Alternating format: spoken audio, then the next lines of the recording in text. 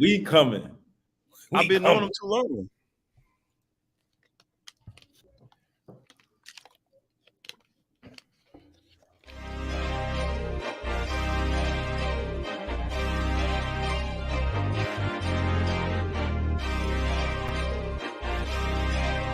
It's not bullshit, okay? It's real talk, it's facts.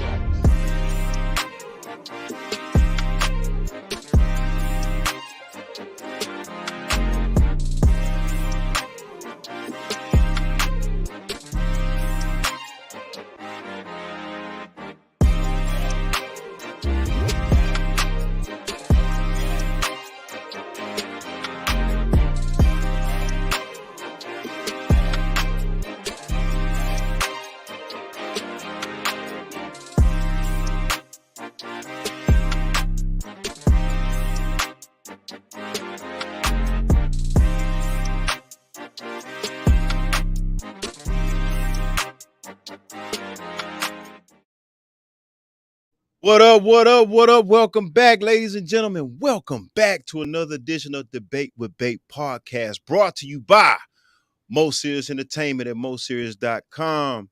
And we are back, ladies and gentlemen, coming off the greatest, some people say the greatest Sunday of all in sports, which is the Super Bowl Sunday. Shout out to the Kansas City Chiefs for taking it. But what's up, Cole? What's going down? Chilling, man. You know, it's a good year so far, man. A lot of good things happening in New York. A lot of good things carrying the NBA right now. You know, New York. You know what I mean?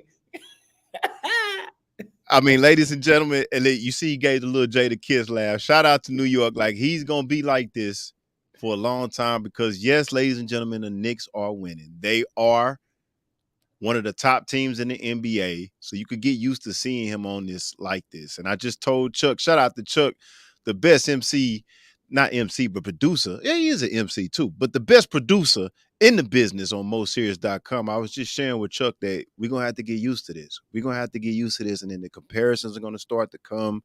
It's going to be Jalen Brunson versus Isaiah Thomas. It's going to be Jalen Brunson is better than Kyrie Irving. It's going to be Jalen Brunson is arguably having a better season than whatever best season Allen Iverson. Like, Cole is going to break it down all the way. It's good for the NBA for the Knicks to be winning, but it's bad for me because I got to hear this all the time, and now it's going to get worse and worse. But shout out to Cole, man. He's a fanatic. He's from New York. We can respect that. Like Chuck said, you always got to be behind your team, so we respect Cole for that. But ladies and gentlemen, you can check us out here on MoSerious.com. You can call in and you know, just offer your opinion, 281-969-8190. Support the Mo Serious family. Shout out to Mo City, the podcast. Guns down, gloves up with Dr. Jeremiah, a.k.a. Johnny Binder, and Dr. Candace Matthews. And to all the Mo Serious family, we appreciate you, the sports center of MoSerious.com. And, of course, me and Cole, we're going to do it again. We're going to duke it out. You know, of course, I'm going to win. But, you know, I have to give it to Cole. You know, he's a formidable opponent. But it's all good. At the end of the day, out of these debates, you still get news, and we break down topics. Let's get the chat going. Let's get the line going. And then, you know, we got a lot of people. Me and Cole, we decided that we're going to start stepping up. We're going to start getting out on these airways because we see a lot of people are talking about our topics, but we got to get into it. But, you know, I got to get into everything. But before we get into everything, because y'all know Cole is going to bring up the Knicks because the Knicks are playing the Rockets tonight here in Houston, and he's just dying to stick it to us. But let's go to our underdog fantasy. Chuck got us locked in, and let's see what we got for the night, Chuck. Yo, shout out to Underdog Fantasy. We back once again. We ain't win nothing for Super Bowl weekend, man. It was a great game, but it was a low scoring game, and so most of our picks was a little bit high. I think we all kind of expected more scoring. Sure, and so we didn't get that, but we did nonetheless get a good game. But Underdog Fantasy Pick'em NBA tonight, man. Got a game starting at 7. We got Denver versus Milwaukee. So let's look at Joker first. Y'all got Joker doing higher than 27.5 points, or I like the 47.5, and that's points, rebounds, and assists. Cole, go ahead. That's your man. I got the 47.5. Yeah, I think he's gonna be higher on that. What you think? Yeah, I think higher. Because I don't think he'll get the points because he likes to distribute of late. But then and lately he been putting up like 20, 10, and 10. Yeah, that's he almost been his distributes more. So I wouldn't mess with the regular 27.5. I would go with the 47.5. Okay, so they also got the what about the 39.5? That's points and rebounds. I think the 47.5 because you had an assist there. I think he'll definitely get that. We definitely got to win that because to much of what you saying, Chuck, and even Cole, like he has been on more of a triple threat type of stat as of lately, like averaging close to a triple threat or getting a triple threat. And so it's like, yeah, let's roll with that because he has been getting more assists and rebounds. All right, so what y'all think about Giannis? 30 points, 31 points, higher or lower? What's the so his combo? What's the combo? He got the 42.5. That's points and rebounds. I feel more comfortable with that. Yeah, I feel better with that. Higher or lower? Actually, go lower. Lower than 42.5. Yeah, because he would have at least 30 points and 12 boards. Right? Yeah, I see him getting lower on one of them. I say lower than 42. I say lower too, just because, like, we know with Giannis, if he doesn't get the points, he's gonna get the rebounds, he's gonna get the assists. So even if he just get 20 points or something like that, he gonna get rebounds. And so we'll go lower on the 42.5 points and rebounds. That's your Joker. That's Giannis. Let's jump down here. Let's get two more from we'll do Brunson and we'll do Jalen Green. Yeah, you get looking for guarantee. Go with Brunson, man. Okay, so they got a lot of his stuff grayed out already. Only thing I can bet on though is the let's see here. What's this? IQ points? That's first quarter. Oh, okay. First quarter points and rebounds. 11.5 in the first quarter. I wouldn't do that. I wouldn't do that. Plus rebounds. I still wouldn't do that for him. And then this is 15 first half points. I'll do first half points for him. 15 points, 16 points in the first half. Yeah, I got no one that could guard him in Houston. You know what I mean? He gonna be higher or lower? I think lower than that. I think it's gonna be higher than 15. If they had 20, if they had a 20-point option, I would say go with the 20-point option, man. But just give it to him. Just give it to him. If that's the case, I think I'm gonna go lower on 11.5 first quarter points and rebounds. You're gonna regret that. You're gonna regret that. I think you safe lower. I think you safer with 15.5 first half. Higher than that. I'm telling you, ladies and gentlemen, we're gonna have to get used to this. Look, we're gonna have to get used to this. Yeah. Man. All right. Let's see here. Let him have that bet, man. Okay, let's see what we got left for Jalen Green. This game must be about to start. Okay, and they're giving us 12 first half points. For Green? Yeah. OG ain't playing. We've got Dante playing him. Your man Streaky. I'll say lower for him, though. He had been streaky. He been going off lately, ducking on people and creating highlights, but he ain't been putting up a lot of points. What they got Dylan Brooks doing?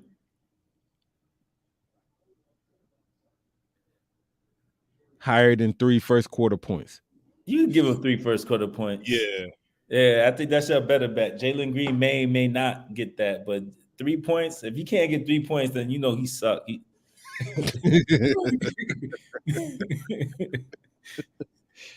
All right, well, that's the bit, man. We go bit 5. We're gonna try to win 100. Shout out to Underdog Fantasy. We'll tap in next week and let y'all know what we do. Yeah, I know. You know, for me and Cole this year, man, we ain't been doing well. We didn't do well in the debate with Fantasy Football League. We not doing well on Underdog, but everybody is checking out our topics and saying a lot of stuff, so we know what we talking about. You see that, fam? Like I watch a lot of sports talk TV, bro. Like everything, I'm seeing topics that y'all discussed on First Take. I'm seeing them on Get Up. I'm seeing them on It Is What It Is. I'm seeing them on I'm like, man, Cole and them was just talking about that. Man, C. Bake said that. Like I find myself saying that a lot, fam. I know. But I mean, we just got to keep going. I mean, at the end of the day, you know, me and Cole always been right, whether it be between me and him Like he might be right, I might be right, but the debate is real good. But at the end of the day, it's like a lot of people gonna get a lot of credit for things we saying, but that's okay because at the end of the day, we do this because we love this. We've been doing this for years, Chuck. So it's all good, man. Either he gonna be right or I'm gonna be right. So it ain't no big deal. I'm probably right most of the time, but I'm probably winning like it's probably 35-28 in a football game. I'm up by a touchdown. But he'd be right there. He'd be right there. But at the end of the day, we both be right. So we gonna get our credit, but we gotta start getting online. But let's get to it. Let's get to the big game, Cole. What's up, Coach Trey Austin?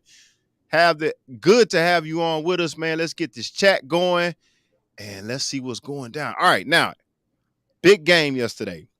Well, I think it was Super Bowl 58, San Francisco 49ers versus the Kansas City Chiefs. The Kansas City Chiefs are your Super Bowl champions, and they beat the Niners 25-22. It was a last-minute drive or a last drive in overtime, and Kansas City pulled it out. My biggest thing is now Mahomes has 3 rings. There's a lot of discussion on GOAT talk. A lot of the talk shows are, they're comparing him to Brady. They're comparing him to Joe Montana.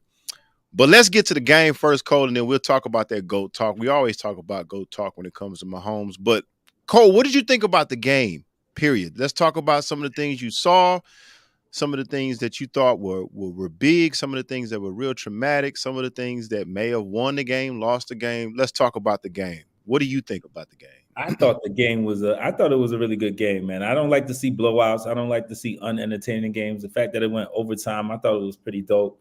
What I really did think at the end, though, I thought that San Francisco should have actually went for it for a couple of reasons. One, that if they would have went for it right there, the fact that Kansas City would have went maybe 90 yards to score, I doubt they would have done that. They probably would have been able to get the ball back. And they were right there on the yard. You have to go for the touchdown, man. Not against Kansas City. You can't kick a field goal and expect to hold them, man. And so I think from that standpoint, I was a little disappointed with the play call at the end of that game. I want to give shout outs to Andy Reid, who's been, coaching for 25 years, 14 division titles, 11 conference championships, 3 Super Bowl appearances. And, he might be an all-time best coach. He's approaching that right there. So definitely want to say that Kansas City deserved it. And this is like we talked about last week. We said that I want San Fran to win, but I feel like Mahomes is going to pull up Mahomes, and it's exactly what we said. Mahomes pulled up Mahomes. And to your credit, and those are great stats you brought up about Andy Reid. I actually had something down here, the same thing, but I'm glad you beat me to it. But just to add to that, what I saw yesterday, it's just kind of been a microcosm of what's been going on with them all year. And when I say them, I'm talking about Kansas City. Like they found a way to win the game. Now, one thing I noticed last night for San Francisco, and I'll even say this for Baltimore when facing Kansas City, you have to beat them. And I think it goes to your point of saying, you got to go for touchdowns. That's beating them. Field goals is not going to beat them. But, it's one thing in that game for me, like you said, going for it. You got to go all out for it. But it's like when overtime was about to commence and they did the coin toss, and I think it was Fred Warner who said, we're going to take the ball first. And I kept saying to myself, mistake. And the reason why I say that is this. You cannot, and they should not have given Mahomes the last possession, because at the end of the day, not only are they going to score a touchdown, but the pressure is going to be on you. If you don't score that touchdown when you first get that ball in overtime, then the pressure is on you. They're going to get the ball. They're going to do exactly what they do on the final drive. They're going to grind you out. They're going to make completions. They're going to run. They're going to run all kind of different kind of crazy pass plays. They're going to improvise. They're going to run out that clock. That last drive was perfect, and I think it was exactly what the Kansas City Chiefs are. Execution, a mixture of running and passing plays. Also, Mahomes making plays. And that's what I think people got to realize is that That last drive with Mahomes and the playbook is just they are going to execute at a high level and they're going to chew up clock. And I'm saying to myself, the 49ers, why didn't you defer? Why didn't you let them go? Explain to the viewers, because from my understanding, during the regular season, it's the first person to score a touchdown, but in the Super Bowl, you get an opportunity to tie with a touchdown, or no? Am I I incorrect? believe so. That's what they made it seem like last night. They made it seem like, so what I was taking it as, and I could be wrong, if San Francisco would have scored a touchdown, and then I think all the pressure is on Kansas City to either score a touchdown or they lose the game. I still think it's whoever gets to the touchdown first.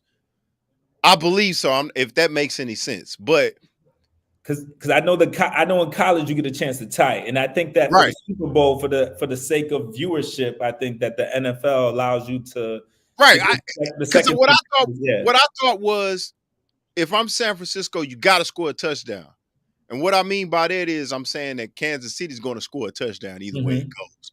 But I think it's still the same where whoever gets to the touchdown first, because if you kick a field goal and then I get a chance, I think each team gets a chance to do something on a drive. And then, again, Kansas City gets the last drive. They scored a touchdown. That's the game. So I think if it would have been field goal, they go to another one.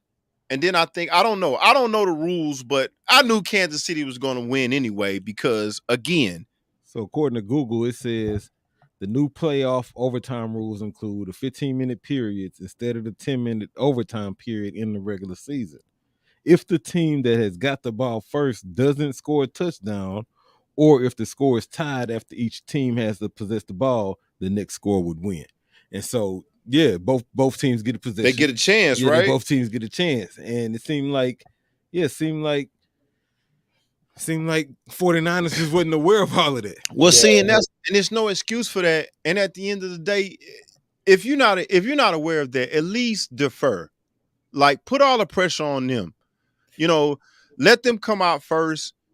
And it was a good defensive battle. And for everybody that's for San Francisco, I can understand. Like, their defense played a hell of a game.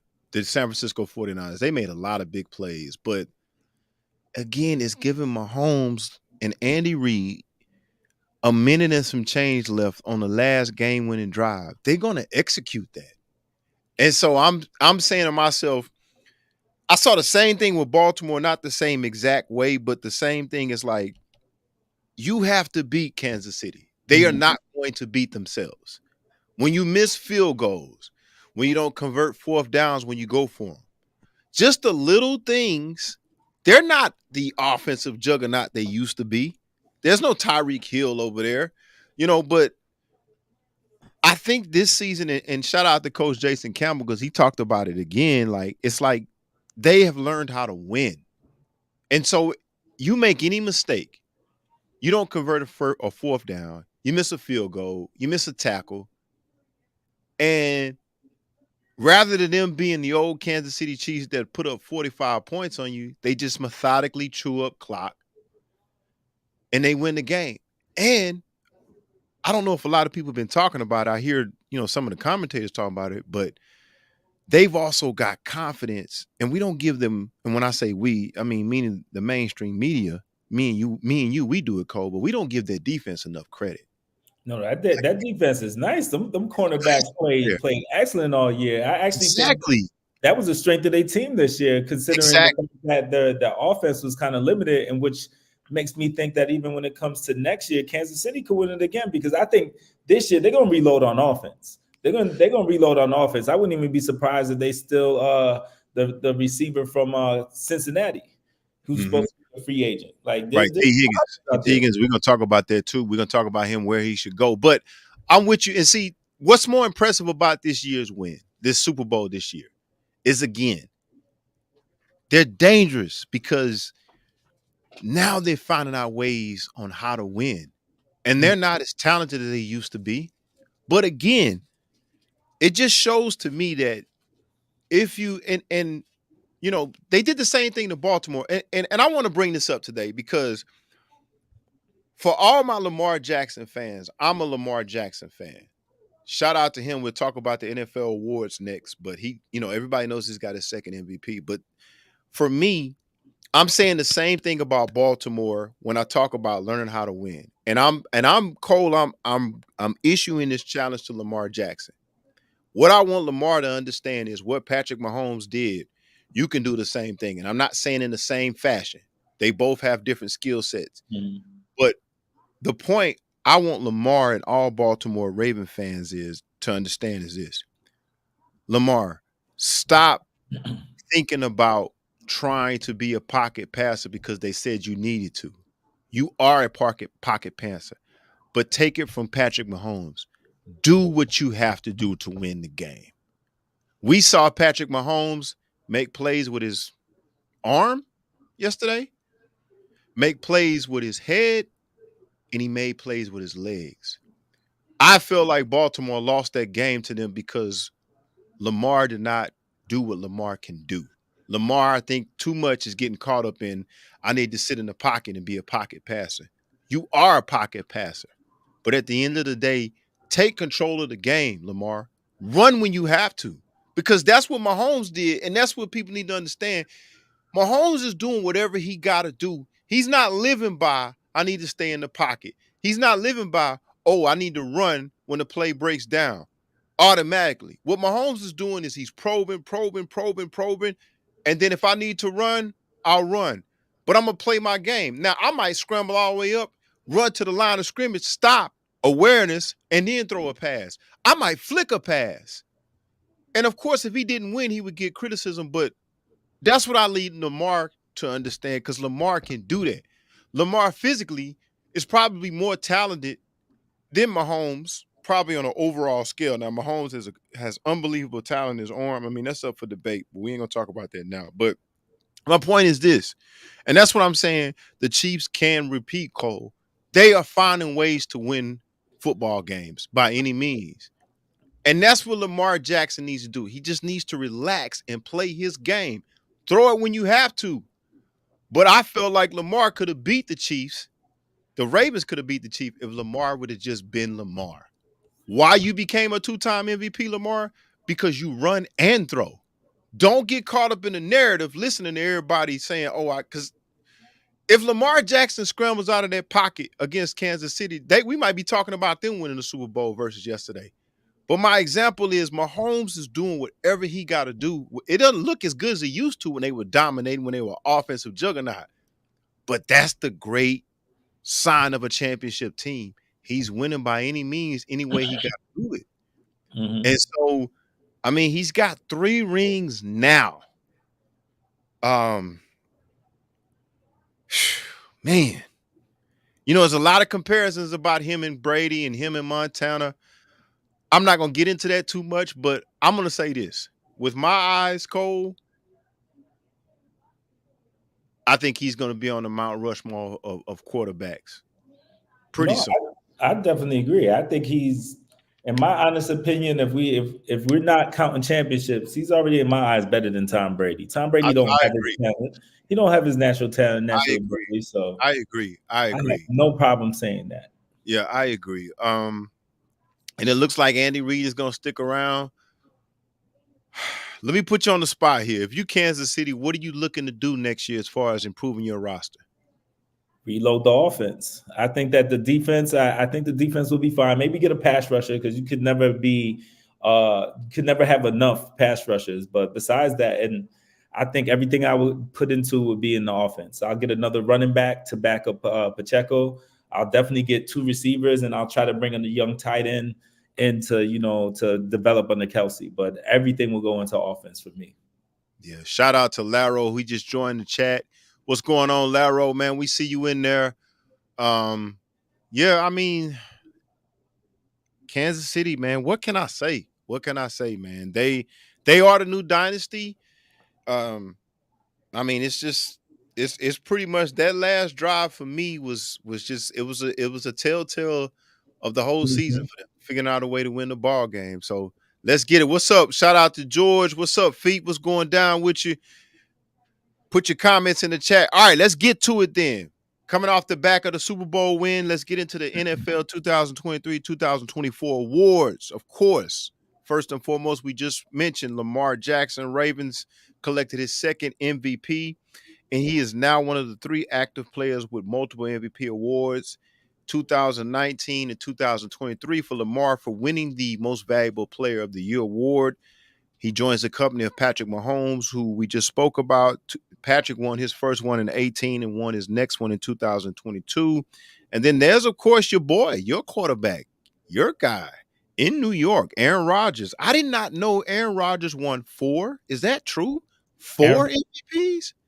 I think it was 4. If I recall. Yeah, it says here 2011, 2014, 2020, and 2021. Wow. I did not know Aaron Rodgers won that many MVP awards. To be honest with you, I think that he's him and what's his name in Cincinnati, Burrow are the only 2 to me that could really beat Mahomes. If you ask me, that's just my honest opinion. I mean, that's definitely debatable. I mean, Aaron Rodgers, I looked this up and I kept looking like, man, maybe I made a mistake, but he's got 4 MVP awards. Aaron Rodgers. I mean, that should excite you about the Jets, man. Yeah. I mean, that was kind of a freak accident what happened to him. But anyway, Lamar is a 3-time Pro Bowler, 2-time first-team All-Pro. And then, of course, let's get to the other awards. I mean, there's no surprise. We both call Lamar being the NFL MVP for this year. Now, here we go. Let's go out to H-Town, man. C.J. Stroud, which we called. Texas Offensive Rookie of the Year. Then we have Will Anderson on our team for the Texans, Defensive Rookie of the Year. Joe Flacco, Browns quarterback, Comeback Player of the Year. Christian McCaffrey. We're going to talk about that. Christian McCaffrey, Niners Offensive Player of the Year. Myles Garrett, Defensive Player of the Year. Kevin Stefanski, Coach of the Cleveland Browns, Coach of the Year. And then the Walter Payton NFL Man of the Year Award, Cameron Hayward. All right, let's go back down the list. Now, me and you both agreed that C.J. Stroud should have been the Offensive Rookie of the Year, right? No debate there. We agree with that. All right, Will Anderson, did you think that was fair? Yeah, I love that. I love that. He's one of the best linebackers, came out of Alabama, so. Right. And I'm biased, but I thought that was great. Okay, now, Chuck shook his head on this one, and there's a little bit of controversy on Joe Flacco being the Comeback Player of the Year. Now, what do you think about that, Cole? I would have gave it to Breece Hall. Okay. And that's not me being a Jet bias, but I really think Breece Hall did his thing, considering we had the worst quarterback in NFL history, and for him to be able to still run the ball and carry us whenever we did score, so. I could get with that. I definitely think that. I think he stepped up. That I don't think, Did you know that he would be that good? I mean, you kind of biased. You're in the area. You get more coverage than we did. I felt like in many ways, I think he's up there with McCaffrey. I just think he's just never had a chance to showcase it because our quarterback is trash. Right. Right. And I hate to say it like that, but if you're watching, Zach, go work on your game, man. Right. Now, did Hall make a Pro Bowl? Did he get any other awards? Did he make any NFL All-Team, anything like that? I think he should be. Yeah, he should be. I don't think he did, though. I don't think he did, but he should have. To me, the best running back in the game outside of McCaffrey. Yeah, that's very debatable. I mean, that's a good choice. I want to debate that because it's New York, but I mean, to be honest, that's a very debatable topic. Now, Chuck says he thinks DeMar Hamlin should have got it from Buffalo. I could definitely see that. I could definitely see basically the situation he was in last year, but not just that. He played well this year for Buffalo, which really surprised me. I was just happy to see him back, but he did play well. I don't have a problem with that pick either because, again, and I hate that for him because a lot of people, it kind of overshadows what he did on the field. People are just happy to see him back, but he played well for Buffalo. He did. I don't have a problem with either one of you guys' pick. I don't have a problem with Flacco, and I'll tell you why. And I don't even know if it's Flacco versus what Cleveland had to go through this year. I have no objection to Cleveland having their coach on this list as well as Myles Garrett being a defensive player and Flacco because Cleveland went through a lot of adversity. I think they lost like 4 quarterbacks this year to Mhm. injuries. And that's why Stefanski can be coach of the year for me because of all the adjustments. And this is no knock on D'Amico Ryans. D'Amico Ryans should be coach of the year because people didn't expect him to. I know I didn't expect him to win no more than 3 games for the Houston Texans. I But agree. for Stefanski, and the Browns, yes. Flacco, yes, because he's 40 plus years old. And they kind of, I mean, they called him up, or rather, they brought him on the team. And I mean, did they win? Did they win the AFC North? I don't know if they won the AFC North, but They did. Cleveland, No. What you call Baltimore did. Baltimore Baltimore won. won it, but they grabbed another playoff spot. They had home field advantage in the first round. Right? No, they came to us. Oh yeah, but they had the better record. But Right, y'all right. won the They came to division. us. Y'all won the Right. division. Yeah. We won the division, so we took the second team place out of the AFC North. I don't have a problem with Flacco because of the circumstances in Cleveland, Mhm. and he came in and he performed well. I mean, he turned the ball over a little bit more to my liking, but I don't have a problem with Flacco. I don't have a problem with Hamlin. I don't have a problem with Hall, but I really don't have anything that Cleveland can get this year as far as awards, just based on all the turnover and players and the injuries. I think Flacco is a good candidate. I got a chance to watch him when they came and played here at the Texans in that regular season game, and CJ was out, but he looked well against us. Yeah, I'm definitely not mad. I'm definitely not mad at that. But I felt like there was some standout. I like, even for instance, Quincy, what you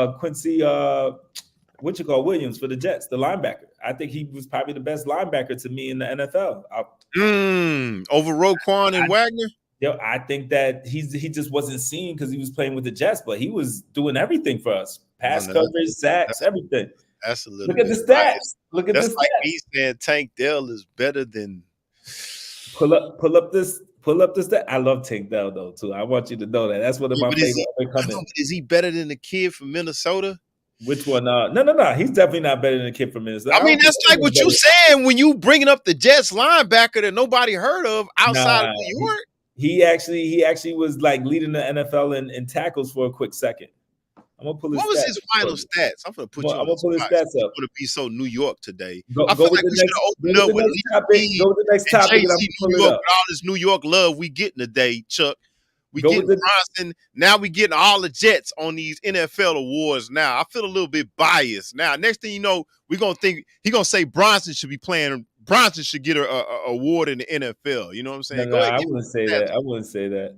Give me some stats on this dude. I'm gonna tell you. We should have made this a New York episode. And my man Brees Hall had 994 yards rushing. I'm with you on Brees Hall. But this linebacker you talking about, I mean, come on. I mean, that's right. Chuck looking up linebacker. He had 139. He had 139 solo tackles, 139 tackles, 95 solo tackles, two sacks, 15 tackles for loss. You know, he had how many interceptions? 1 interception. Yeah, he was putting them numbers for a bum for he was Pro Bowler right there. Go ahead and say he's underrated, man. He's underrated, man. Just use your opinion. Use your opinion. 2 forced fumbles, 2 sacks, an interception. He was 5th in solo tackles in the NFL, for the record. And you putting him up as a candidate for comeback player of the year. I think he should have been comeback player. He came from nowhere. He came from nowhere. You just don't think you're just a little bit biased. Nah. Comeback player of the year. Nah. Because if you want to be honest, he had 74 tackles last year and 32 assists. This year he had 95 tackles and 44 assists. He had 2 forced fumbles this year, 0 forced fumbles last year. 1 interception this year, no interceptions last year.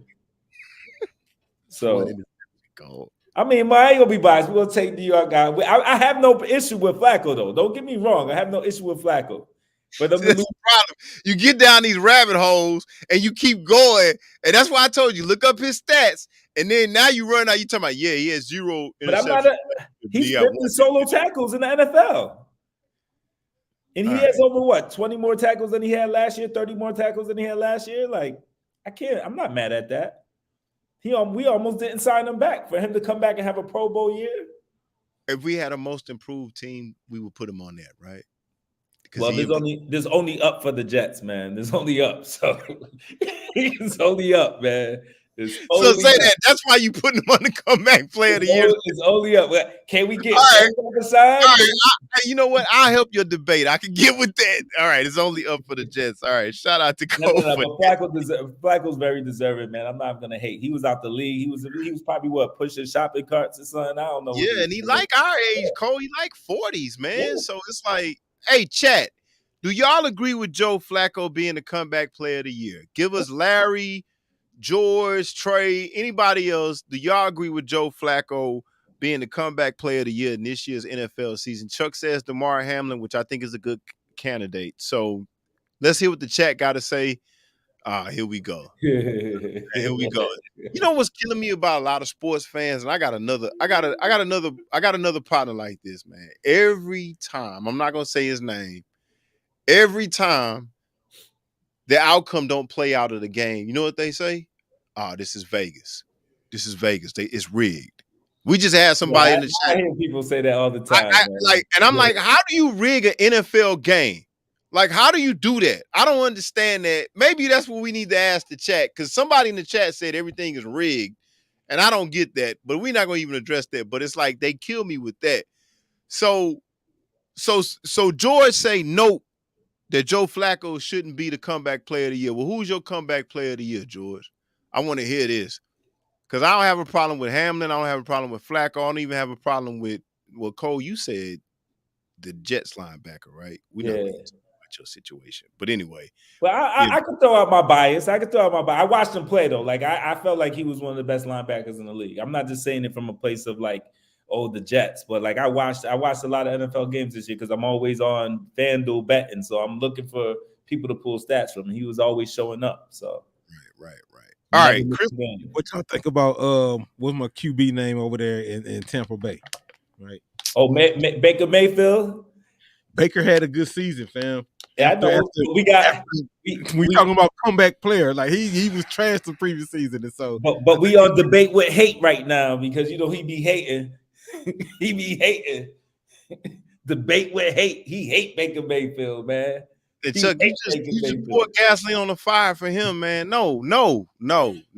Is he honorable mention? Yeah, but he ain't honorable mention. He took them from. Possibly they weren't supposed to make the playoffs. He threw what? Mike Evans had another 1,000-yard season, and they made the playoffs. Come on now, he deserves it. Taking Baker over Flacco.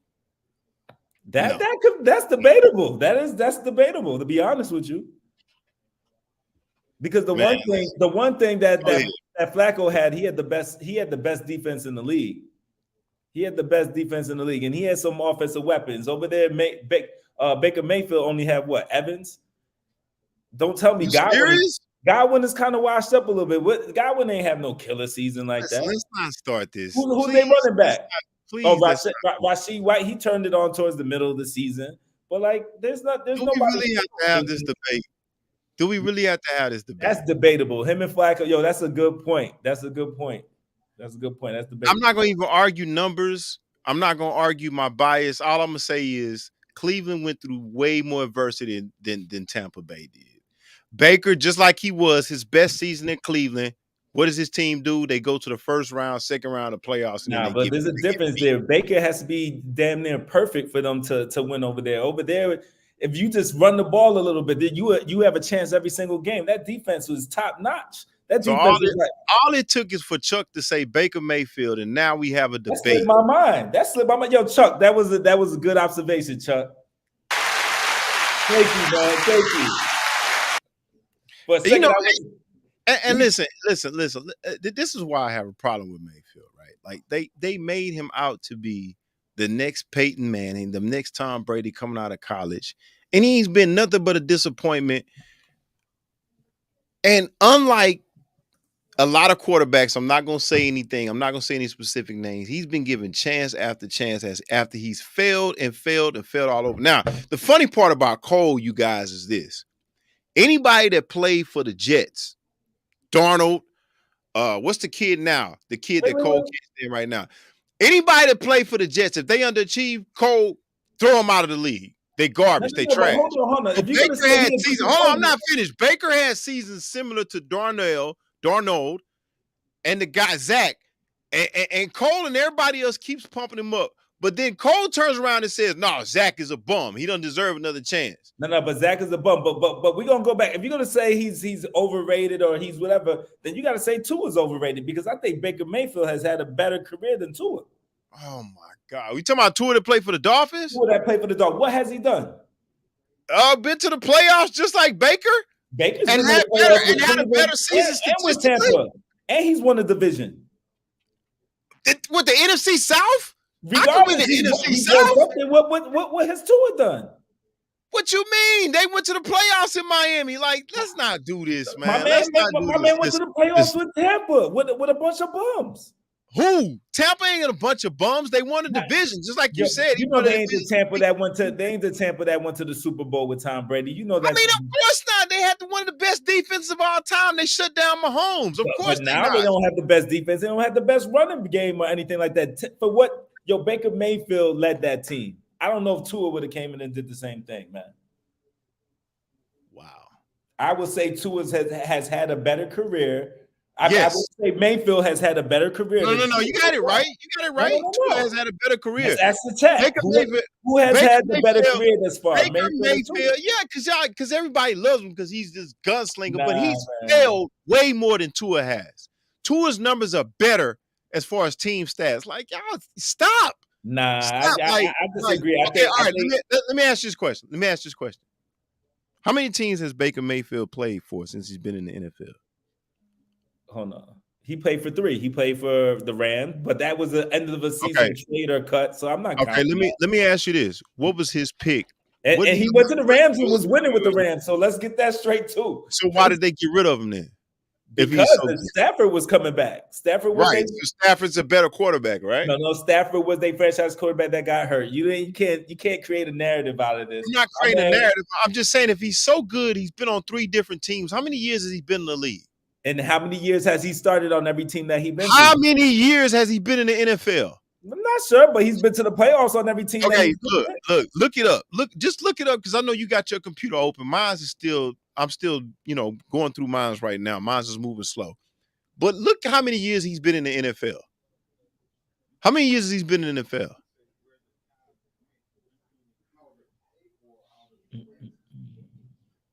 $2018. Okay. So what is that? How many years is that? 6? So he was a Pro Bowler. I'm not asking you that. I'm asking you, give me the number of seasons. How many seasons has he been in the NFL? 2018, that's 6 seasons, right? Okay, 6 seasons. How many teams has he played on since he's been in the NFL? He's played on 4 teams. 4 teams. Played on 4 teams. So how many teams has Tua played on since? When did Tua come in the league? Let's start there. Tua's like first full season. Let's get that straight. How many years has Tua been in the NFL? Hold on, where's Tua at?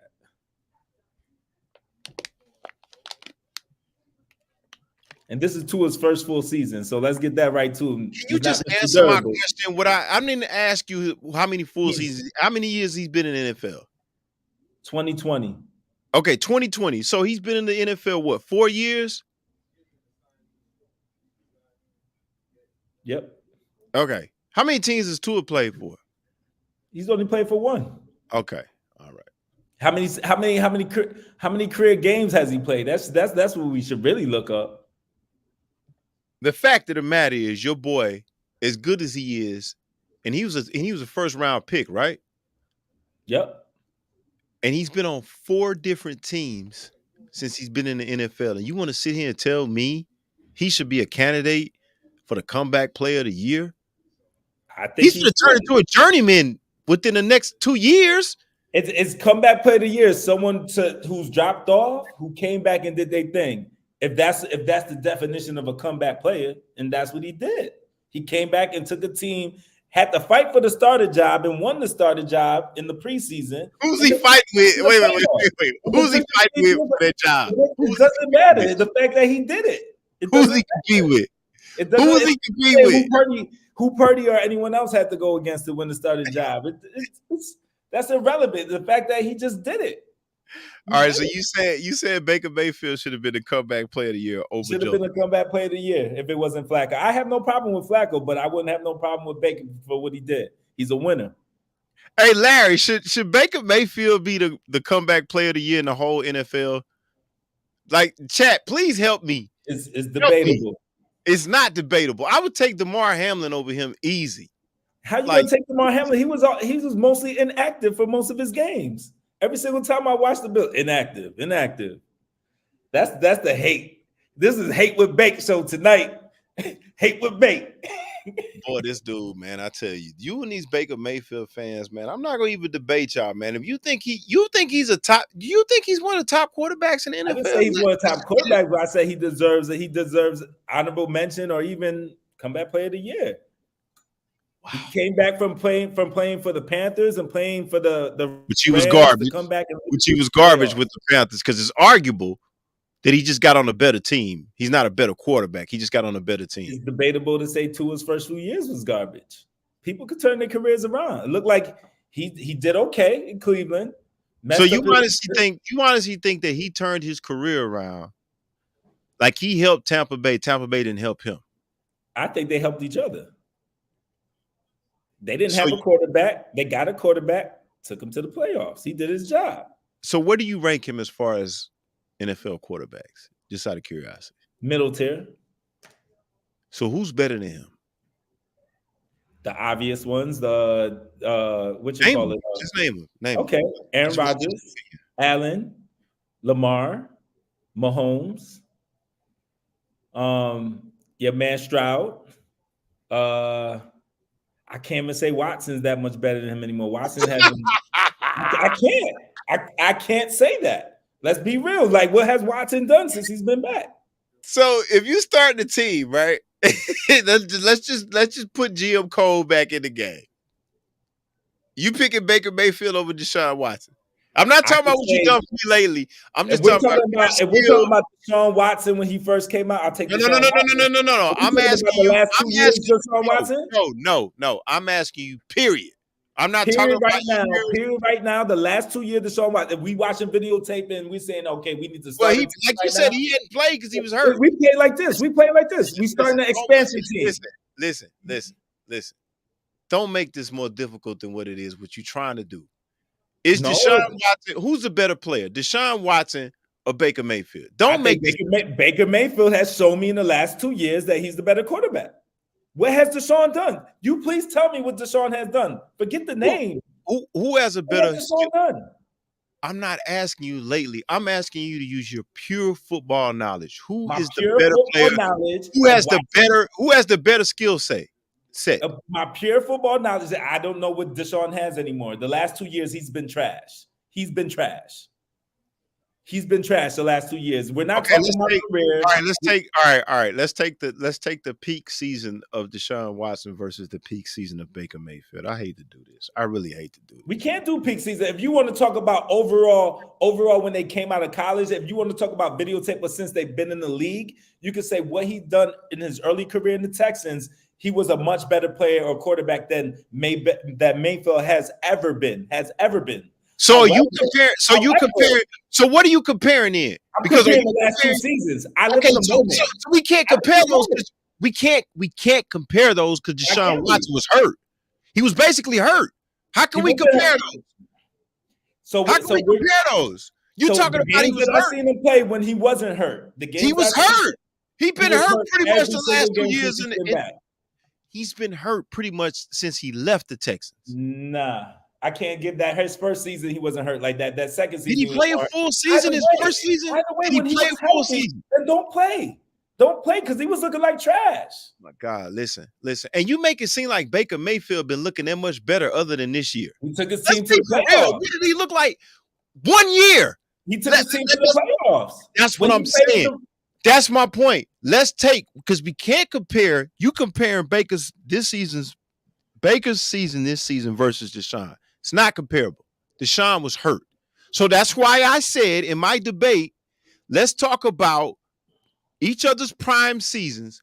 Who had the better season in their What's his prime? name wasn't playing with broken ribs? Of course he had the better seasons when he was playing early in Houston. We're not talking, but we living in the moment. We living in the moment. I'm not talking about yesterday. So now here we go. Today's price. Here we go, producer.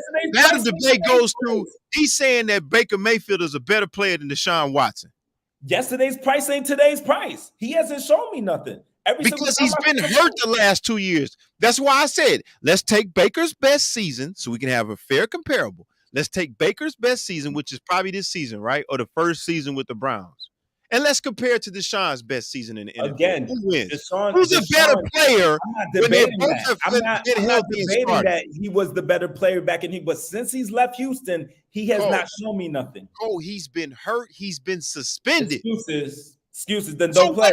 So what's the excuse for Baker Mayfield playing with the Carolina Panthers? He took his team to the playoffs. Did he take the Panthers to the playoffs? When he got traded to the Rams, he was winning with the Rams. When he got traded to the Rams, he was winning with the Rams. No. Let's even go back to that first game with the Rams. That first game with the Rams, I haven't seen one game from Deshaun Watson. I can name 1,000 games that Deshaun Watson has played better. Name one game since he's been with the Browns that he stood out. Name one game that he stood out with the Browns. Because with the Browns. So he's been hurt every single game with the Browns. He just got there. Name one game he had a good game. He was suspended the first year coming from the Texans, and then this year he's been hurt. So the Browns can't even really be comparable. What are we talking about? That's why I said name one game that he did anything with the Browns. We talk about yesterday's price ain't today's price. I'm talking about in the moment. If you want to say overall, if you want to say from college, and you want to say you want to say Deshaun was better, I'll give you a game that he did well in the Browns. When you give me a game Baker did well with Carolina when he wasn't hurt, when he wasn't suspended. Because what's Carolina? I could go to that first game with being signed the night before, 2 nights before with the Rams and did his thing, and I could go to this year where he did his thing and took his team to the playoffs. I have not seen one game since Watson's been traded where I was like, "Yo, he's nice." When he went to he's deserving of the contract that he got. Browns the first year he was suspended. This year he came back. He was hurt, so we can't use the Browns as a fair comparison. So then he should be in a debate. Then he should be in a debate. We're not making asking you looking at numbers because I'm still gonna win this debate because everybody knows he's a better player than Baker Mayfield. So you're saying that you want to sit here? No. Let's just, like I said, let's just take our eyes and let's just sit down and look. Who has been the better player in college and NFL? Period. No numbers. No. Since he's been with the Browns, he was suspended. He was hurt. Let's take the best year that Baker Mayfield had in the NFL and let's compare it to Deshaun Watson. I'm not giving him a excuse for being suspended because if you look at Flacco's been out the whole season, come back and he produces. Not talking he's about making plays. Your man hasn't made no plays since he's been back. And he wasn't hurt the whole entire year. Do you not understand? Please, help me out. What does he not understand? That this man has not played a full season with Cleveland yet, and he wants to use those years. Why don't we use for fair comparison? Why don't we use the best season Deshaun Watson had versus Baker Mayfield? But I'll tell you why he doesn't want to use that because it's not comparable.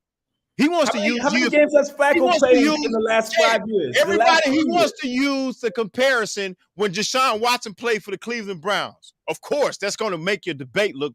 You're going to look credible. Tell me this then. Tell me this. How many games has Flacco played in the last 3 years? Because when he played for the Jets, he only played a few games for the Jets. He was sitting out most of this season, came back. Ladies and gentlemen, the offense was more efficient. My question was, who's the better player, Deshaun Watson or Baker Mayfield? Baker Mayfield. The last 2 years, Baker Mayfield has been the better player. Right, because you picking the seasons that which he was suspended and hurt. That's not a fair comparison. That's what we're talking about. We're not talking about the past. We're talking about the present. We're talking about the present. Of course, he's going to be better because what's the name is not playing right now. He was hurt. How are you going to use the Cleveland seasons as a comparison? That makes no sense. But I gave you an honest comparison right there with Flacco. Flacco wasn't playing. I'm not talking about Flacco. My question was, it's the same thing. You can't credit Flacco. It's not the same thing. I pose a question to you in the chat. who's the better player? You go to Cleveland years, and I said, of course, that's not comparable. He's been suspended. Years. I said the last 2 years. Right. You're using the Cleveland years. Exactly. Whether you want to call it that or not, you're using the Cleveland years. Game, and he's had a full preseason or whatever. I haven't seen one game since he's came back from suspension that I'm like, he looks like an NFL good quarterback. All right. So since the Cleveland, hold on. Wait. Since we want to use Cleveland, and Cleveland, ladies and gentlemen, is really not comparable because he hasn't played a full season. Why don't we be fair in our comparisons, and why don't we compare Baker's best season statistically to Deshaun Watson's best season? That's not a debate. I already told you won that. If you want to say so let's just move on, because you want to use Cleveland, and it's not comparable. You want to use Cleveland. You want to leave. You want to use 2 seasons which he was suspended and he didn't play. That's not comparable. So that's like comparing Penny Hardaway to somebody who's just came in the league and whatever. Oh, Penny had better career because early in his career he was killing. No. The thing about it is, I'm not going to compare. I'm not going to compare this guy's last 2 seasons when he's been suspended and hurt to Baker Mayfield. It's not a fair comparison. That's why I propose. That's why I said, why don't we use Deshaun Watson's best season versus Baker's, where there's no suspensions, no injuries. We don't want to do that. You know why? Because Deshaun Watson is a better player. It's that simple. It's that simple. You want to use the Cleveland years. You want to use the Cleveland years because those years was the worst years for him statistically. Well, he didn't play a full season. It's not a comparison. It's not a comparison. Best ability is availability. Okay, so now he needs to be better.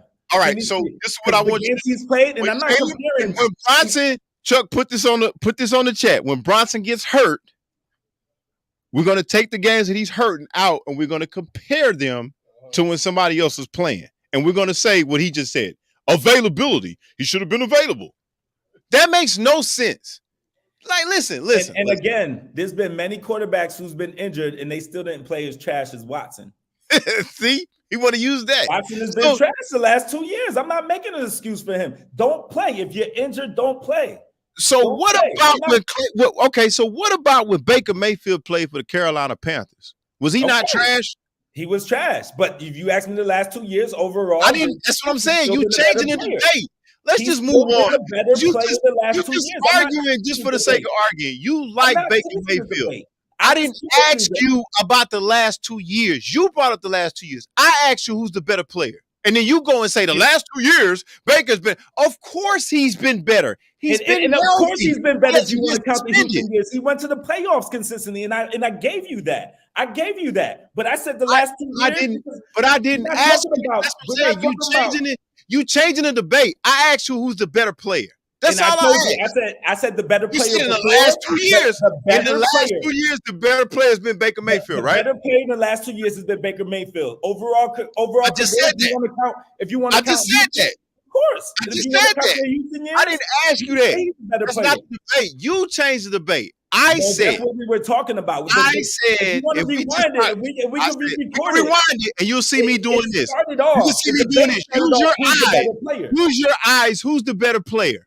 And I said Deshaun Watson. Who's the better player? And if you asking me a question, who's the better player right now? I didn't say, back then. Who's the better player, Baker? That's what you said. I said, who's the better player, period.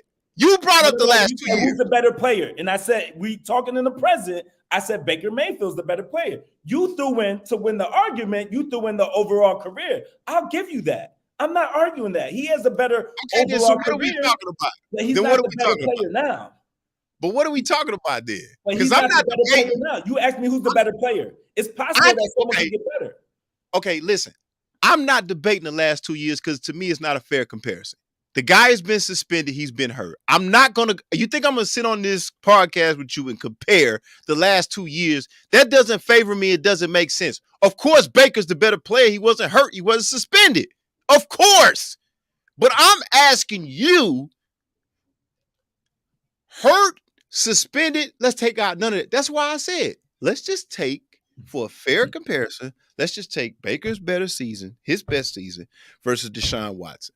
That's a fair comparison. You don't want to talk about that. You want to talk about the last 2 seasons. That's not the argument. We're talking about the present moment. If you ask me who's the better player overall, Overall, for a career, I'm gonna say Watson has better career than women lie, men Thank lie. you. Numbers Thank don't. Numbers Thank don't. But the numbers won't lie that these last 2 years, games that he's played, your man has been trash. And I'm living in the moment, and he's not better than Baker Mayfield right now. The main question that you asked me is who are the better quarterbacks than him right now? It wasn't what you call in the past. Your question is who's the better quarterback right now? Cole, why would I ask you for the You didn't sake say of name the quarterbacks that are better. Did you or did you not say that? why would I ask you if I said that? But why would I ask you to compare Baker Mayfield's last 2 seasons versus Deshaun Watson when that's not a fair comparison? Deshaun Watson has not played a full season. He's been suspended. He's been hurt. That would be foolish for me to debate you that. Of course, Baker Mayfield is better because he's been playing. He's on a better team. All right, so let's dig this. So can I ask you this? Can you say Ja Morant's better than Terry Rozier? Can you say Ja Morant's better than Terry Rozier? Sure, Cole. Sure. I'm just saying because it makes your argument null and void. He doesn't have to play to know that he's better. Well, let's just say this for the sake of argument. You want to compare, you have to use the last 2 years because that's a good comparison for your side. But you know well as I know that coming out of college into the NFL draft. I gave you that. I never argued that. All right, that's my argument. You want to use the last 2 years? Be my guest. Baker Mayfield. Let's leave the argument right here. No, he's the one that changed. No, but dig this. Verbatim, what he asked me was, name the quarterbacks that are better than him right now. At the end of the day, neither one of them got the job done in Cleveland. But here's the thing: one of them got. But here's the thing: one of them got moved from Cleveland because he was so bad. The other one, the book is still out because it hasn't played a full season. And guess what? Cleveland is telling you who's better. Cleveland gave Deshaun Watson how much money off of a sex scandal? That should be the end of the debate right there. You don't think they want that money back? That should be the end of the debate. You don't think it's highway robbery? Hold on. I'm gonna let you talk. Shouldn't that tell you that right there? How much money did Cleveland give Deshaun Watson? Do you think Cleveland regretting it? No, it hasn't been long enough. What was the contract? The contract was how many years? 5 years, right? How much? 230 million, something like that, right? Yeah, something like that. 200 plus. They're telling you that he's better than Baker Mayfield. Cleveland is telling you that. Whether you believe it or not, the NFL is telling you that. They signed him based off of what he did in Houston. I'm going to end the debate on this and we'll move on. They signed him what he did in Houston. How many teams has Baker Mayfield played for so far in the NFL if he's such a good quarterback? I'll give you the answer. You want to tell him? You told him, Cole. How many teams does he play for? They paid him based on what he did in Houston. I need you to answer the question. How many teams did he play for? Just remember that. They paid him based on what he did in Houston. I'll look it up. I'll tell you. He's played with 4 different teams since he's been in the NFL. Okay. How many teams did Deshaun Watson play for? 2. Thank you. That's the end of the debate. Who's better? He played for 2 teams. Who does Cleveland think is better? He played for 2 teams. Right. How many times has if he was bad as Baker Mayfield, he'd be playing on 4 different teams like Baker Mayfield. Flacco's playing, he's outplayed him. He's not better than Flacco. He's not playing better than Flacco. Flacco had a better season. Let's just move on. Yeah, we can move on, but just move on because you. I mean, say what you want. You gotta use the last 2 years. I don't have to. It's not a fair comparison. I live in the moment. Right. It's exactly why y'all not gonna win an NBA championship. Exactly. I'm not gonna say, Ja Morant's the best point guard in the league when he did it 2 years But you are gonna say this, right? Here's where I get him. Here's where I get him, Chuck. Bronson is better than Morant right now, right? But he is. He was. Right. You see what I'm saying? And he is. You see what I'm saying? You see what I'm saying? I say he's a better shooter. Look, here we go. You just proved my point. You the right now guy. You the right now guy. But right now was back then, and I was saying the same thing. You know as well as I know. We can ask the chat. You know as well as I know. If we went to Vegas right now, and they said, who's going to be the better point guard? Who's got the more upside? Everybody would say Ja Morant. But you going to say, I wouldn't say that. Right now, Bronson, right? I would have said Bronson. I would have said You Fox. see what I'm saying? You see what I'm saying? So I mean, of course you're gonna pick Baker Mayfield. You're gonna use the last 2 seasons. Let's just move on. Like you just And you're gonna use his first 4 seasons when he hasn't done nothing. That's like talking about a boxer. Oh, Cotto is nice. Cotto is nice. This is what he did early in his career. But he ain't doing none of his last few fights. What are you talking about? Listen, it's just like I tell you, I used to tell fans about Matt Shaw. The NFL is telling you who's better. Okay, the NFL told you that Matt Shaw was a backup quarterback. The Texans tell you he's a starting quarterback. Who ended up being right? You sitting up here telling me Baker Mayfield is better. He's been on 4 different teams in 6 years. Right, He's been on 4 different teams in 6 years. Deshaun Watson just signed a $230 million contract with the Cleveland. The Browns are telling you who's better. Based off his past, and since he signed that contract, he's looked trash. It's impossible for you to sign a contract and look trash. Let's move on. It's happening in every sport. Anyway, let's just move on, man. The league told you who's better. All right, the Pro Football Hall of Fame class of 2000. Let's get into an ad. Then we'll come back and get into the Hall of Fame joint. Yeah, let's do that, man. They should put Deshaun. Yo, rep the movement with Mo Serious Fashions. Copy a fresh snapback or hoodie or a tee. All representing the Mo City Podcast, Debate with Bake, or Gloves Up, Guns Down. Everything is custom made with love from our top-notch manufacturers. We got a dope range of colors and sizes to fit your vibe. Everything from blue, red, green, black, white, and more. Rep the Mo and keep it fresh, fam. Hit up moseries.com/merchandise and order today. Let's go.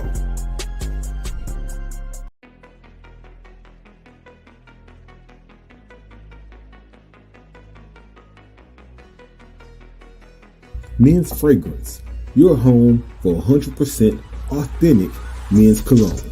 We carry high-end fragrances like Creed, YSL, Gucci, Polo, and more with below retail prices. All orders come with free shipping.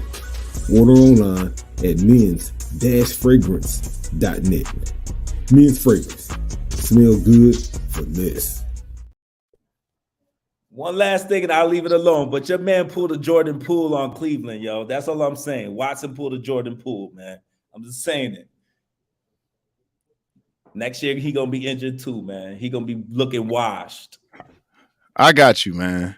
Listen, I don't have Baker Mayfield as a comeback player of the year, but I could understand why people would select him, even though he's been on 4 different teams in 6 years. All right, so the 2024 Pro Football Hall of Fame class is announced, and these are the names on that list: Dwight Freeney, Devin Hester, Andre Johnson, Julius Peppers, Patrick Willis, Randy Grishaw, and Stephen McMichael. I think those are older players, those last 2 I said on that list. So let's talk about the players that we do know about: Dwight Freeney, Devin Hester, Andre Johnson, and Julius Peppers, and Patrick Willis. Do we have any objection to any of these young men being on this list? I love all of them. I think Dwight Freeney is one of the top defensive ends ever to play the game. He made the spin move famous. I think Devin Hester is probably the greatest special teams player of all time. Andre Johnson is a perennial Pro Bowler every single year, dominated for the Texans. Julius Peppers, one of the best freakish athletes of defensive ends ever to come into this league. Patrick Willis just retired early. That's the only thing he did. Otherwise, he was up there as one of the best linebackers to ever play. That's right. All right, so there's been a lot. I agree with everything you just said. Now, did anybody get snubbed? And I got the list of these are the most controversial snubs that people are talking about who didn't make it this year: Antonio Gates, Reggie Wayne, Rodney Harrison, Darren Woodson, Torrey Holt, Fred Taylor, Eric Allen, Jared Allen, that's from Minnesota, Willie Anderson, and Jahari Edwards. I don't know Willie Anderson or Jahari Edwards, and I apologize for not knowing that. So on the snub list, do you think anybody should have got in? You got Antonio Gates, Reggie Wayne, Rodney Harrison, Darren Woodson, Torrey Holt, Fred Taylor, Eric Allen, Jared Allen, Willie Anderson, and Jahari Edwards. I think at some point they'll all go. But does anybody stick out to you like, man, he should have been on this list? Not saying that you could take anybody out because we don't know the last two. I personally might have taken. I probably would have had Antonio Gates in there as a first timer. Right. It's hard for me to leave Gates off this list, man. I mean, he's arguably the best Charger coming out of that organization, and he did so much. And Reggie Wayne is debatable too. Right. I mean, is Gates. Let's talk about Gates for a second because we both agreed on that. I mean, is Gates kind of like, does he not get the credit? Because see, now in today's game, you saw two of the greats last night. Mm-hmm. You got Gronk, you got Kittle, you got the Kelsey kid from last night. I mean, does Gates not get enough credit? Because that's what I thought about. I'm like, Gates to me, coming off of Brent Jones, Jay Novacek from the Cowboys, Brent Jones from San Francisco, Mark Bavaro from the Giants. I'm talking about the late 80s going into the 90s. I feel like Gates don't get enough credit because, I mean, that whole San Diego Chargers thing, other than Sayal because of his death, but was he kind of like the first of the quote-unquote dual tight ends that could block and catch? I think he's changed the game. I don't want to say the first because you had the Shannon and Gonzalez, but I would say he's the first person. But he's in that same class, right? Yeah. But he transcended the game because he's the first basketball player to turn into a tight end, and then they started looking for basketball players. I thought that was Gonzalez. Well, him and Gonzalez were both. Yeah, you're right. But they started to look at the game differently because they kept on bringing up and saying, okay, so he was a basketball background, and we need to start looking for these type of athletes that can jump this way and can shift their bodies and stuff like that. And then you start to see them start to look for these players and try to change players into tight ends and so forth. So I think and the fact that he was catching 1,000-yard seasons as a tight end too consistently, I think he deserves it. I think he's one of the best I ever seen in my lifetime. So me too. He was unguarded. Like I do think the rest of these guys will get in. For me, it was Antonio Gates, it was Reggie Wayne, and Torrey Holt and Fred Taylor. I think Fred Taylor will get in. I think Fred Taylor was just the victim of not being on a great team. Mm-hmm. Torrey Holt, I think anybody on that Rams offense should go to the Hall of Fame. Mm-hmm. I mean, I've seen nothing like that speed-wise. Never seen anything like that. I think Torrey Holt will get in. Reggie Wayne will get in. Harrison, Woodson, maybe because of the safeties. He didn't get in one in San Diego. That's right. Yeah, San Diego don't get a lot of love because of, and we said the same thing last week about Tomlinson and maybe even Rivers might be a part of that. Phillip Rivers might be a part of that. I think San Diego didn't get a lot of credit. I like their quarterback now. I love Justin Herbert, but they got to win to get more recognition. Mm-hmm. But I agree with you on that. And just by the way, I don't want to go back to this Baker topic, but the chat agreed with me. Okay. Larry, if Baker's in the conversation, then we got. Y'all from Texas, man. Y'all from Texas. Hold on. I just want you to hear what Larry said. He said if Baker's in the conversation, we got to say Goff is in Detroit too. I agree. And Trey, but I think Goff is better than him. I don't want to. So Goff is better than Baker. Okay. Goff is better than Baker and Watson. Let's get that right. Don't think otherwise. My man went to the Super Bowl too. Back that up if you want to throw them stats in there too. He did go to the Super Bowl. But he's better than Deshaun Watson. Better than Deshaun Watson. I'm not agreeing with that either. Yeah, he going crazy tonight. Why not? And then, like Trey said, Mayfield didn't get 200 million. That's what I said. The Browns said they said that Watson was better. But anyway, we agree on the Hall of Fame list. Let's just move on because I don't even want to go there with you. You just said that Goff is better than Deshaun Watson. All right. You don't think otherwise? Speaking of T. Higgins, right? He's gonna be on the move probably. What is the best landing spot for T. Higgins?